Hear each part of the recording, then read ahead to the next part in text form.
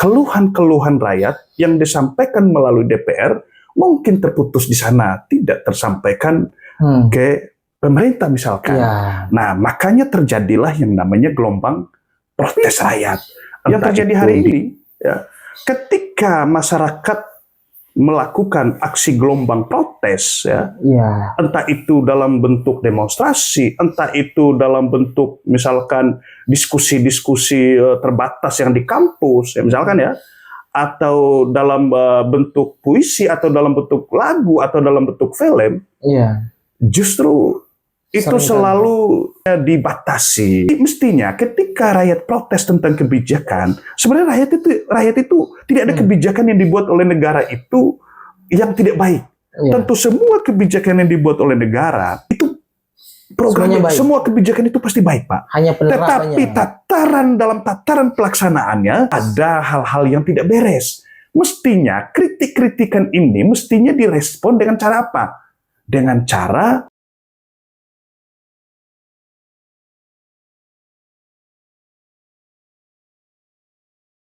saya Albertus Sudino ya, bersama Bung Baldus ya, seorang aktivis muda ya, Indonesia Timur ya, yang sangat kritis ya menanggapi situasi politik ya, situasi sosial yang terjadi di Indonesia ini.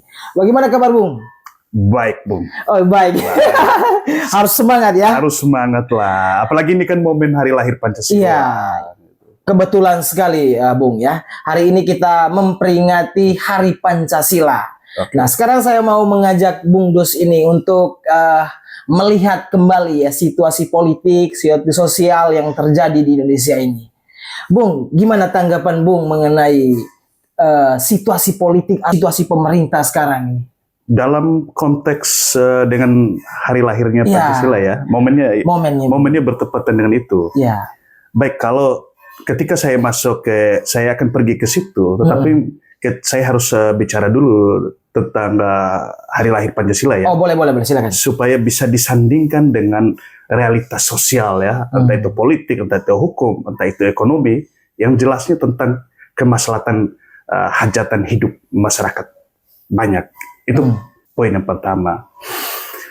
Yang perlu saya sampaikan, Bung Dino, terkait apa yang disampaikan oleh Bung Dino tadi, tentu yang pertama, memang berkaitan dengan hari lahir Pancasila, tentu saya menggunakan dasar pikir ya yang disampaikan oleh founding fathers kita, yakni Bung Karno. Tentu Bung Karno itu menyampaikan ada beberapa poin ya. Yang pertama itu tentang nasionalisme yang berperi kemanusiaan, itu satu. Lalu yang kedua itu berkaitan dengan demokrasi bermusyawarah keadilan. Terus yang ketiga itu berkaitan dengan bertuhan secara toleran. Gitu. Kemudian yang terakhir itu adalah dengan semangat gotong royong ya sebagai pengikat utamanya. Jadi sebagai pemersatu itu dasar ya pemikiran Bung Karno tentang Pancasila. Itu poinnya, Bung. Lalu kalau Bung mengajak saya untuk melihat realitas kehidupan ya, kehidupan sosial ya, kehidupan politik hari ini, tentu saya mencoba untuk melihat beberapa poin ya. Misalkan kita bicara soal asas musyawarah ya, asas demokrasi musyawarah. Kalau kita kaitkan dengan konteks politik hari ini, memang masyarakat kita itu ya, rakyat kita itu ada perwakilan ya, ada perwakilan. Ada apa tadi, Bu? Ada DPR ya, ada DPR. Nah, ketika bicara soal musyawarah mufakat, tentu antara DPR dan pemerintah ya, eksekutif dalam hal ini entah itu presiden, entah itu gubernur, entah itu bupati. DPR juga sama, dari DPR yang di daerah maupun sampai pusat.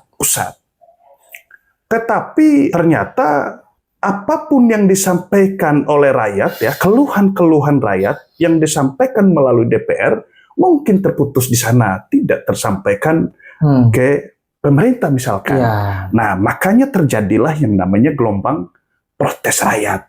Entah itu di demo, entah itu dikritisi melalui syair lagu, entah itu dikritisi melalui film misalkan ya, Apalagi yang terjadi hari-hari ini. Ya, nanti dan kita itu akan dan itu lagi viral kan ya, hari-hari ini. nanti kita akan bahas juga itu ya tentang film Pesta Babi itu ya. Pesta Babi itu. Nah, itulah yang kemudian menjadi problematika hari ini. Ketika kita bicara soal asas musyawarah mufakat tadi, salah satu poin yang disampaikan oleh Bung Karno dalam pemikirannya, bukan pemikiran kita, tapi ini kita mengutip dalam apa gagasan, dalam gagasan atau dalam pemikirannya Bung Karno. Iya.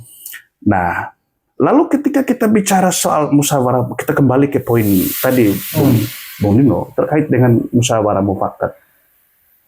Seluruh protes-protes rakyat ya, itu kemudian mestinya harus didengar oleh negara. Tetapi yang terjadi hari ini, ya, ketika masyarakat melakukan aksi gelombang protes, ya, entah itu dalam bentuk demonstrasi, entah itu dalam bentuk misalkan diskusi-diskusi terbatas yang di kampus, ya, misalkan ya, atau dalam bentuk puisi, atau dalam bentuk lagu, atau dalam bentuk film, justru itu selalu dibatasi gitu. Itu selalu tidak direspon dengan positif.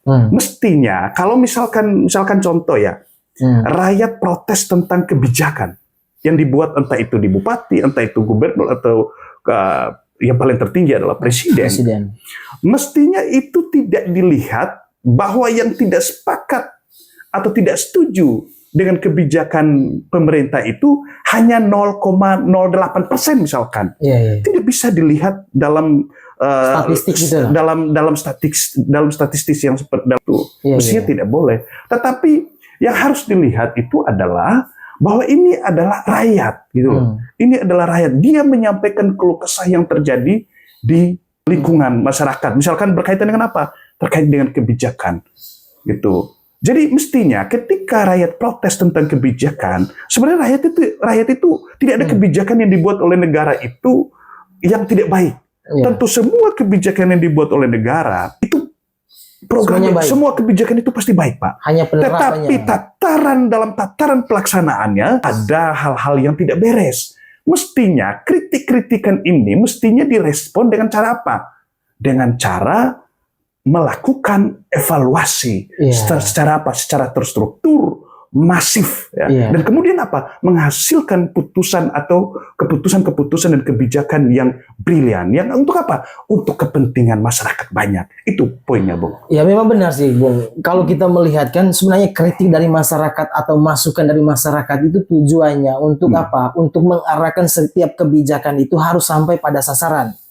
Artinya bahwa harus menjawab kebutuhan masyarakat. Kembali lagi tadi, Bung, soal gagasan yang dibuat oleh Bung Karno itu kan dalam hal ini tadi Pancasila itu kan gagasan yang paling sempurna. Tapi kalau kita melihat kehidupan sosial atau kehidupan masyarakat pada umumnya, seringkali nilai-nilai yang tertuang dalam Pancasila itu tidak diwujudkan dalam kehidupan sosial, gitu ya. Di mana seringkali ke pemerintah itu memberi jarak pada kehidupan sosial itu.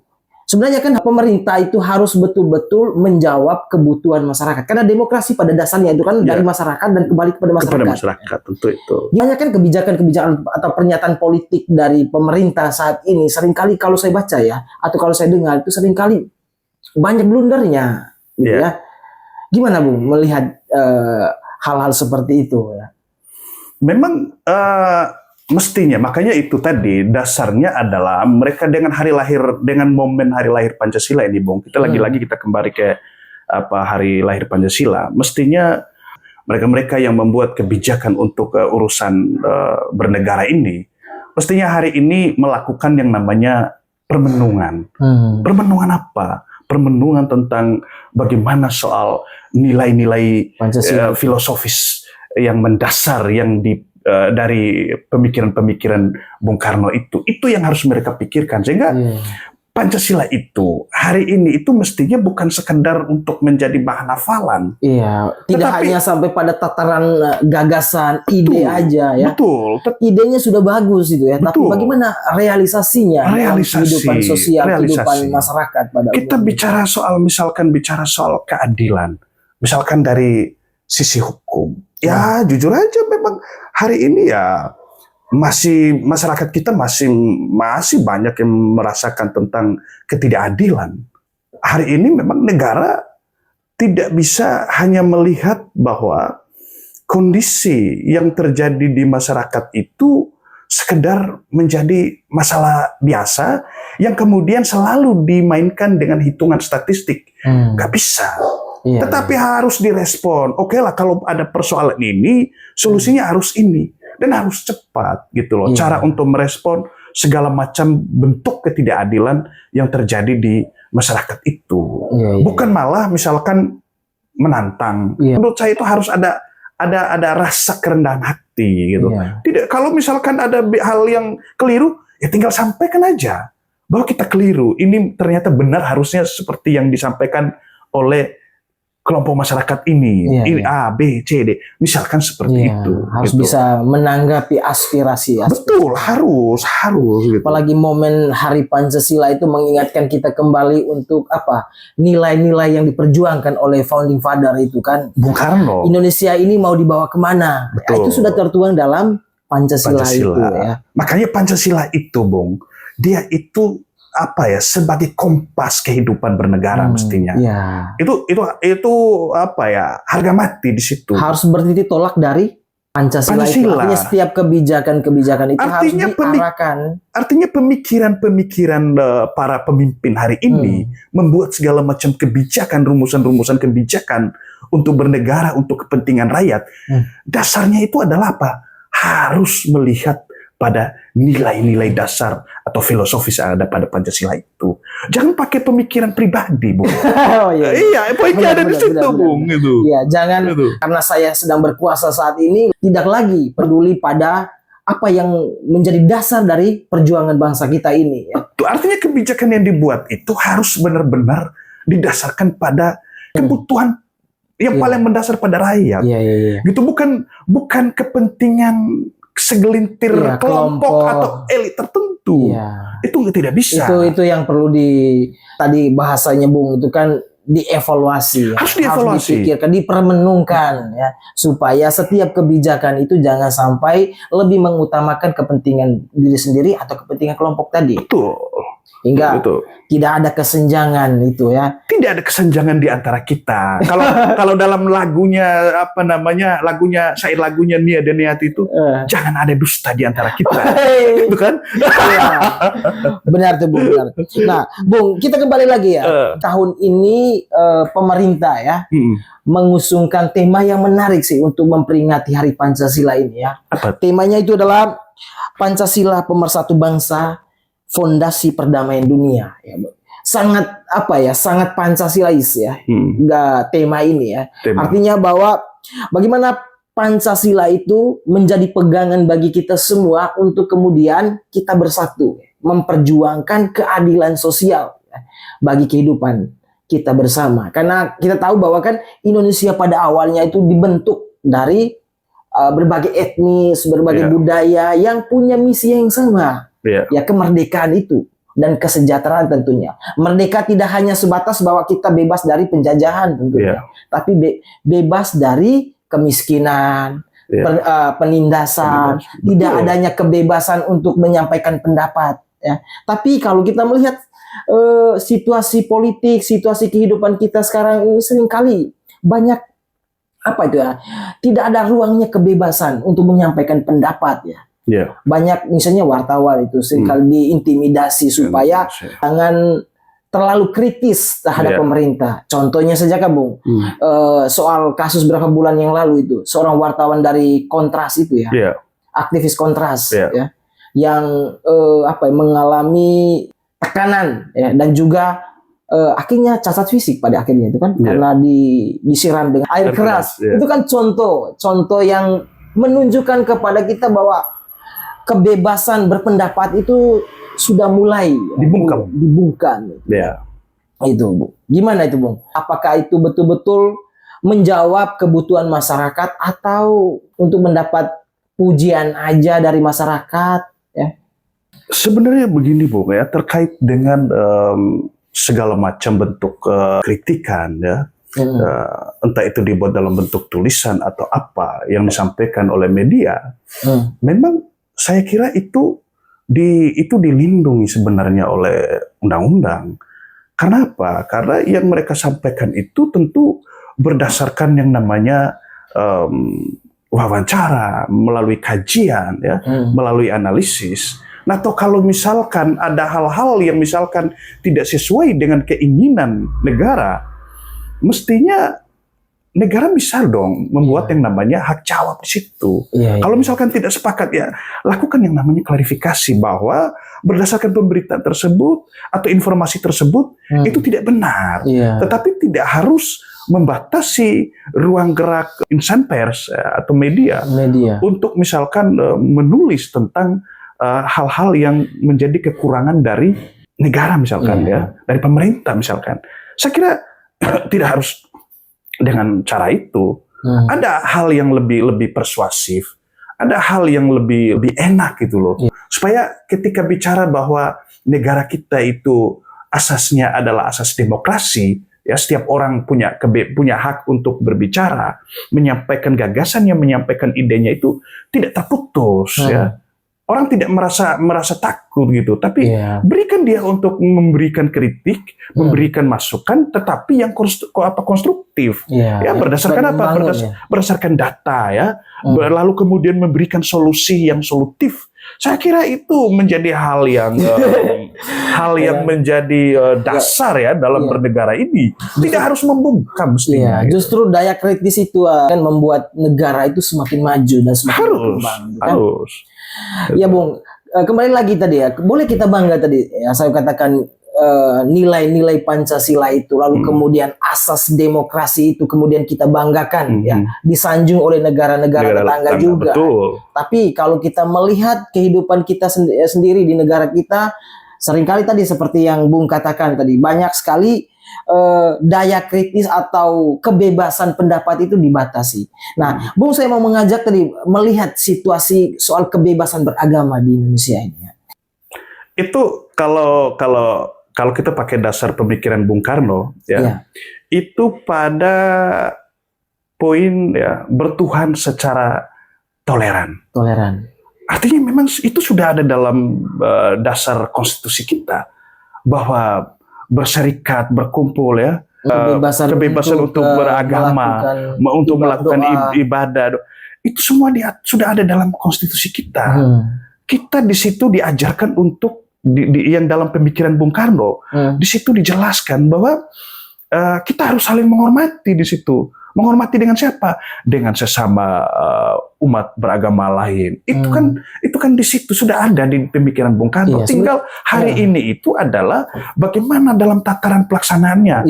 Hari ini kita bicara soal toleransi, tetapi ya dalam pelaksanaannya kan masih ada beberapa kasus, tetapi kita berharap bahwa, tapi ya kita harus apresiasi bahwa negara juga bergerak cepat, ya, untuk merespon dengan persoalan-persoalan yang terjadi. Itu kita wajib apresiasi. Hal yang salah wajib kita kritisi, hal yang baik dan hal yang mereka lakukan untuk menyelesaikan berbagai macam persoalan atau kebijakan yang untuk kepentingan rakyat, wajib juga untuk kita apresiasi. Sebagai anak bangsa, ya kita tidak hanya sekedar mengkritisi, tetapi juga harus memberikan apresiasi. Untuk negara kan ini untuk bangsa, tujuannya kan untuk maju, ya, untuk kemajuan bangsa dan negara ini gitu. Karena yang bangga ini bukan hanya presiden atau bupati atau wakil bupati, tapi ketika negara luar melihat bahwa bangsa ini menjadi bangsa yang besar, bangsa yang kemudian yang sangat toleransi gitu, bangsa yang makmur, bangsa yang sejahtera, yang senang bukan hanya negara tapi rakyat pun juga turut bangga gitu. Itu poinnya itu. Karena memang kalau kita lihat kan justru kekhasan Indonesia itu adalah keberagaman, betul. Di mana terdiri dari berbagai pulau dan suku budaya dan juga agama. Sebenarnya harus kita hargai. Tapi sebenarnya, Bung, apa yang salah dengan semuanya itu? Kenapa masih ada orang yang yang terlalu mengedepankan primordialitasnya? Ya, artinya sukuismenya, agamanya lebih mengedepankan itu tanpa peduli pada sebenarnya kita ya kita bangga sebenarnya. Justru karena keberagaman itu akhirnya kita memperkaya gagasan, memperkaya cara berpikir kita ya dalam keberagaman. Apa sebenarnya yang salah dengan itu ya? Memang untuk merespon apa yang disampaikan oleh Bung Dindo, tentu ya negara tidak boleh kalah gitu. Iya, ya, harus Tidak tegas ya. harus tegas. Nah, ketegasan itu harus kembali kepada yang namanya hukum. Gitu. Aturan hukum yang dibuat itu harus benar-benar ada efek cerah. Ada efek yang membuat orang itu bukan takut terhadap hukum, tetapi taat terhadap hukum, Bung. Itu filosofi dasar hukum itu di situ. Namun sehingga kemudian kalau misalkan masih terjadi ya di beberapa tempat ya, itu saya kira mungkin ya faktor produk hukum kita yang mungkin tidak kuat. Atau mungkin faktor hukum kita kuat, tetapi dalam tataran pelaksanaannya nggak kuat di situ. Kembali lagi ke situ ya. Nah, itulah poin yang kemudian. Kesenjangan itu yang sering kali Nah, itu poin-poinnya ada di situ, Bung. Sehingga itulah yang kemudian menjadi sebuah masalah gitu. Kemudian memang harus melakukan sosialisasi juga. Iya, benar. Sosialisasi karena gini ya, ketika undang-undang dibuat itu kan sekalipun masyarakat tidak tahu, tetapi kalau undang-undang itu sudah ada dan sudah disahkan, sudah diundangkan, itu sekalipun tidak tahu tapi dianggap tahu. Harus itu, adanya gerakan untuk sosialisasi. Harus ada. Nah, itu tugas negara, gitu. Entah itu DPR, entah itu MPR, gitu kan? Karena untuk apa? Sosialisasi itu tentang 4 pilar, segala macam. Supaya apa? Supaya rakyat itu tahu, gitu loh. Situasi itu juga kemudian kan kita lihat itu bahwa banyak orang yang bilang itu kan hukum itu seringkali tumpul ke atas tapi tajam ke bawah. Ya. Itu kembali lagi tadi pada apa yang Bung katakan tadi itu kan bahwa penegakan hukum itu seringkali tidak dijalankan dengan baik ya. Lalu kemudian Bung soal situasi politik kemudian mempengaruhi kehidupan ekonomi juga ya. Kalau kita lihat kan harga rupiah sekarang itu semakin melemah ya. Dan itu juga kan mempengaruhi apa? Mempengaruhi harga-harga kebutuhan pokok masyarakat. Yang memprihatinkan bagi saya itu ya pernyataan Presiden beberapa minggu yang lalu yang mengatakan bahwa masyarakat di kampung itu tidak menggunakan dolar. Gimana itu, Bung? Memang kalau bicara soal fakta ya kita di kampung memang tidak pakai dolar. Itu benar. Gitu. Tetapi yang menjadi persoalan adalah semua barang-barang yang dari luar itu ya itu kan kita harus belinya dengan menggunakan dari rupiah ke dolar. Nah, tentu itu akan berdampak pada ketika barang itu masuk ke Indonesia lalu kemudian dipasarkan, tentu nilai jualnya akan melonjak, Pak. Karena tidak ada orang-orang yang mau berdagang itu mau rugi. Orang berdagang itu mau hitungannya harus untung, Bung. Itu tidak ada hitungannya harus rugi. Nah, ketika misalkan kacang hijau yang kemudian harus diimpor dari negara luar ke Indonesia, ya tentu itu kan bahan baku yang paling pokok dalam urusan rumah tangga, Pak. Nah, itu kan ketika misalkan masyarakat harus membeli dengan harga yang tinggi, tentu itu kan juga berat, Pak. Sehingga memang dolarnya kita tidak belanja pakai dolar, tetapi ketika membelanjakan sesuatu dengan angka yang begitu tinggi, itulah yang akan menjadi persoalan di rakyat kita. Tapi saya itu, Bung, memprihatinkan itu ya. Pernyataan itu disampaikan. Memang apa yang disampaikan, kalau saya melihat apa yang disampaikan oleh Presiden itu kan memang faktanya memang begitu, bahwa memang kita di desa memang betul kita memang tidak pakai dolar, tetapi kita membelanjakan barang-barang yang diimpor ya kan, tentu dengan harga yang tinggi, Pak. Karena apa? Orang hitungannya kan mana ada saya ya para pedagang itu ya atau bisnis besar yang investor itu kan mereka membelanjakan sesuatu di luar itu kan tentu dengan angka yang besar. Logikanya sederhana aja kan aja. Itu tidak mungkin mereka jual dengan harga beli 20.000 lalu jualnya harga 1.500 rupiah. Mungkin lah. Tidak mungkin, Pak, gitu. Ya logika sederhananya begitu ya. Tapi ya Mau gimana lagi ya? Fakta yang udah terjadi, Bung. Tapi sambil ngopi juga, Bung. Ya, boleh. Karena ini Kopi dulu. Gitu. Kopi dulu.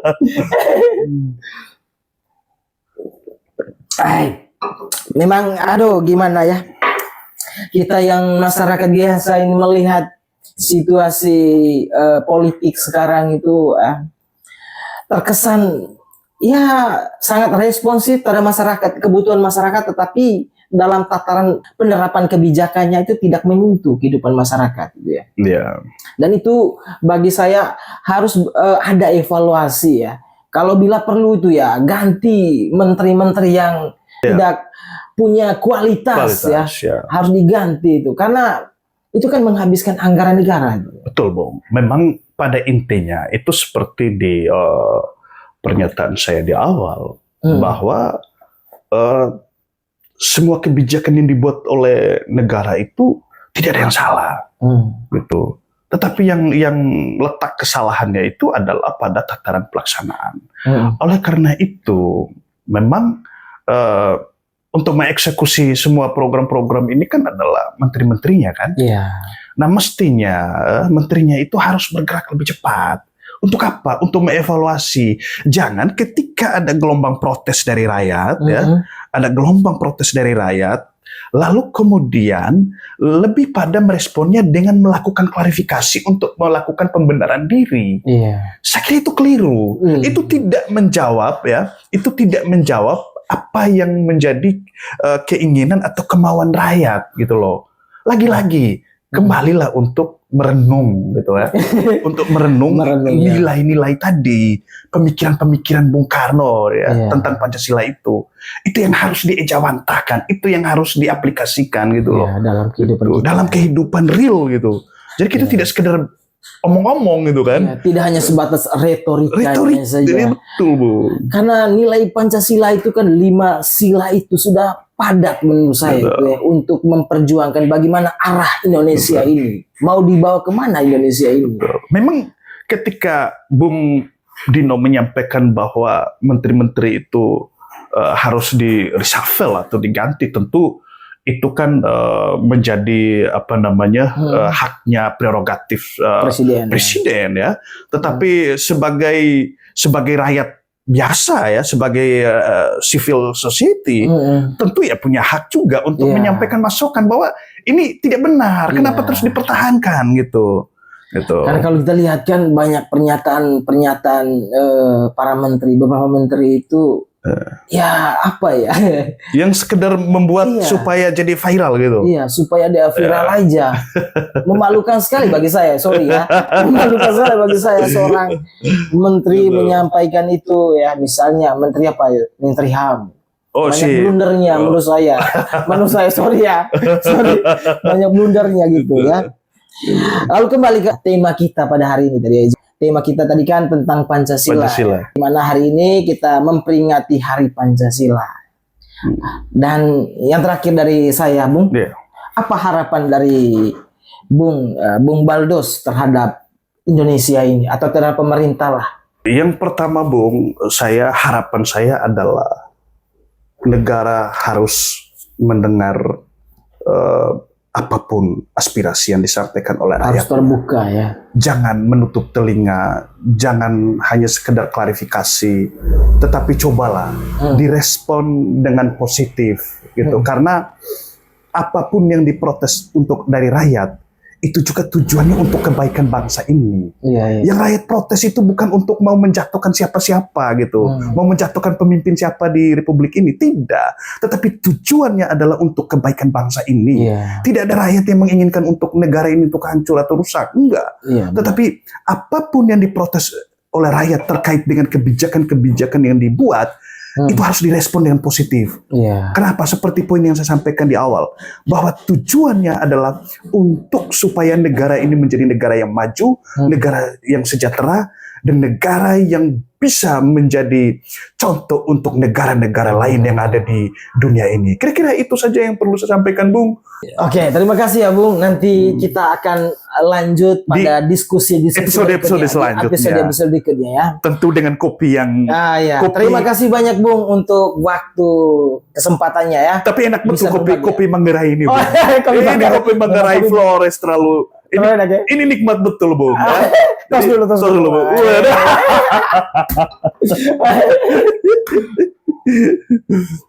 Ya, begitulah teman-teman ya. Sampai di sini dulu.